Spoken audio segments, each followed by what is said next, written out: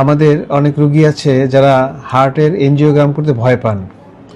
অনেকেই মনে করেন যে এনজিওগ্রাম একটি অত্যন্ত কষ্টদায়ক পরীক্ষা এবং একটি রিস্কি পরীক্ষা। আসলে এনজিওগ্রাম কোনো কষ্টদায়ক পরীক্ষাও না এবং এটি কোনো রিস্কি পরীক্ষাও না। এটি অত্যন্ত সাধারণ একটি পরীক্ষা। এই পরীক্ষা করার সময় রোগী তেমন কোনো ব্যথা পান না, তেমন কোনো কাটা ছেঁড়া নেই বা সেলাই নেই। সামান্য একটি ক্যানুলা পরাতে হয়।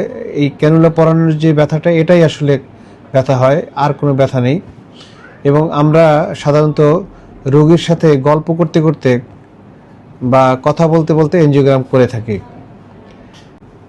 এনজিওগ্রাম চলাকালীন সময়ে বা এনজিওগ্রাম পরবর্তীতে তেমন কোনো রিস্ক নেই এবং রিস্ক খুবই রেয়ার।